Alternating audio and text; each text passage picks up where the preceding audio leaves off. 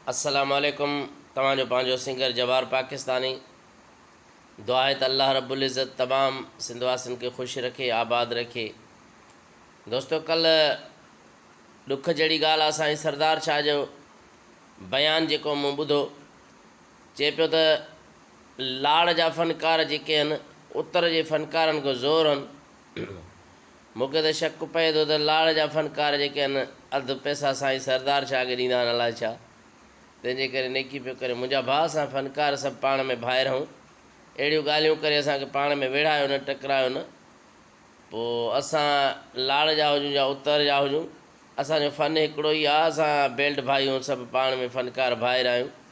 अहिड़ियूं ॻाल्हियूं न आहिनि कबियूं जंहिं ॻाल्हियुनि सां तसब वधे त लाड़ी कहिड़ा आहिनि, उत्तरी कहिड़ा आहिनि। इहे लाड़ ऐं उत्तर जूं ॻाल्हियूं छॾियो। असां सभु हिकिड़े पीउ जा पुट आहियूं, आदम जी औलाद आहियूं ऐं हिक ॿिए सां मुहबत कंदा आहियूं।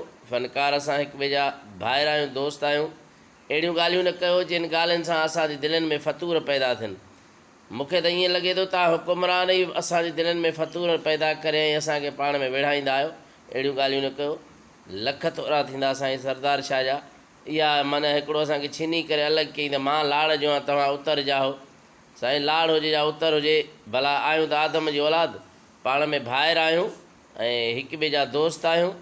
तव्हां अहिड़ियूं ॻाल्हियूं न कयो जेके दिलि खे ॾुखाइनि। असांजो मुमताज़ मौलाई बि दोस्त आहे, त लाड़ जा जेके सुहिणा साईं फ़नकार आहिनि उहे बि असांजा दोस्त आहिनि, भाइर आहिनि। कोई कंहिंखां ॾाढो न आहे या फ़न त पोइ हिकिड़ो इल्मु आहे, कंहिंखे केतिरे दर्जे ताईं आहे, कंहिंखे केतिरे दर्जे ताईं आहे, कंहिंखे केतिरे, कंहिं वटि ॿ राग आहिनि, कंहिं वटि 3 आहिनि, कंहिं वटि 4 आहिनि, कंहिं वटि 5 आहिनि, पर आहे त सिंगर न, आहियूं त सिंगर न। पोइ भले चाहे नुसरत फ़तेह अली ख़ान जो शागिर्दु हुजे या आबदा परवीन जो शागिर्दु हुजे, पर फ़नकार जा शागिर्द आहियूं न। इहे ॻाल्हियूं करणु हिकिड़े नंढे माण्हू जो कमु हूंदो आहे जेको विढ़ाईंदो आहे। अहिड़ियूं ॻाल्हियूं न कयो। असां हिक ॿिए जा भाइर आहियूं ऐं भाइर थी रहंदासीं। असां मेलनि में, मलाखड़नि में, जलसनि में, जलूसनि में, सभनि में असां गॾु ॻाईंदा आहियूं ऐं असां हिकिड़े फार्म ते वेही करे ॻाईंदा आहियूं। असां मुहबत कंदा आहियूं सिंधियुनि सां, मुहबत कंदा आहियूं सुहिणी सिंध अमड़ सां, मुहबत कंदा आहियूं सिंधियुनि जे फ़नकारनि सां।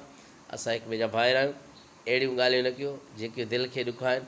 असां तव्हां सां बि प्यारु कंदा आहियूं, इहा ॻाल्हि न आहे, साईं सरदार शाह सां बि, छो जो असांजे सिंधी कल्चर जो हुकुमरान आहे। अहिड़ो को बि मसइलो कोन्हे।